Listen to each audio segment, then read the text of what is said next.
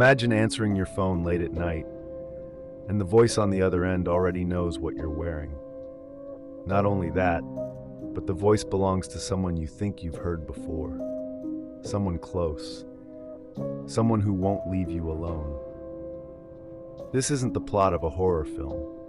This is the true story of Dorothy Jane Scott, a young woman whose life ended in one of the most chilling, unsolved mysteries of the 20th century. A story of obsession, terrifying phone calls, a mysterious disappearance, and a case that still haunts investigators and true crime followers today. Dorothy Jane Scott lived in Anaheim, California.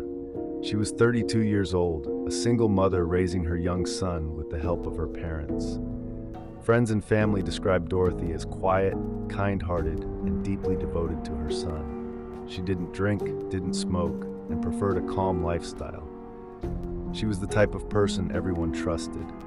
But behind the quiet life she led, something sinister was already unfolding. Something that would soon spiral completely out of her control. Months before her disappearance, Dorothy began receiving mysterious phone calls. At first, they were unsettling. Then they became terrifying. The caller's tone shifted from whispers of affection to bursts of rage. Sometimes he told her he loved her. Other times, he threatened her life. The most disturbing calls were the ones where he described exactly what Dorothy was wearing that day, proof that someone was watching her closely. Dorothy confided in friends and her parents about the calls. She admitted that the voice seemed familiar, but she couldn't identify it.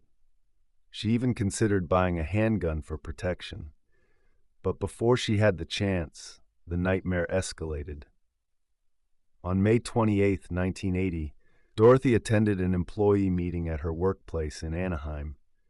During the meeting, she noticed that one of her coworkers, Conrad Bostron, didn't look well. Concerned, she and another colleague, Pam Head, drove him to the hospital. At the emergency room, Conrad was treated for a spider bite. While they waited, Dorothy went to her car and briefly spoke with her parents on the phone to check on her son.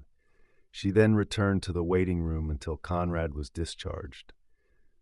Around 11 p.m., the group left together. Pam and Conrad recalled seeing Dorothy head to the parking lot to get her car and pull it around to the front. But instead, Dorothy's car suddenly sped past them, headlights blinding, moving so quickly that they couldn't see who was inside. They assumed there was an emergency. But Dorothy never came back. Hours later, her car was found abandoned and burning in an alley about 10 miles away. Dorothy wasn't inside. The search for Dorothy intensified, but the case took an even darker turn. Within days, the phone rang at her parents' house. It was him, the silent caller. For years, he continued to torment Dorothy's parents. Sometimes he asked if Dorothy was home. Sometimes he said nothing at all. He always hung up before police could trace the call. The chilling cycle went on for years, reopening the wound again and again. Nearly 4 years later, in August 1984, construction workers discovered human remains along Santa Ana Canyon Road. They belonged to Dorothy Jane Scott. The discovery gave her family some measure of closure, but the answers stopped there. To this day, no one has ever been arrested for her murder. The caller's identity remains unknown.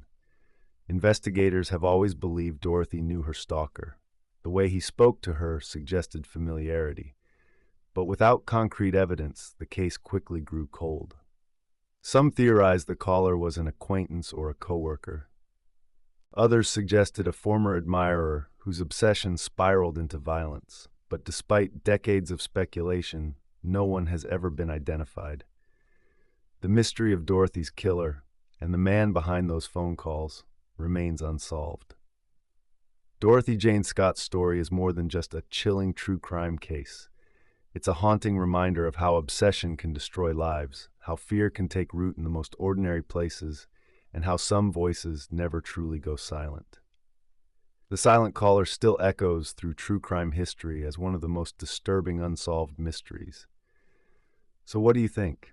Was the caller someone Dorothy trusted, or a stranger lurking in the shadows? One thing is certain, Dorothy Jane Scott's story is one that will never be forgotten.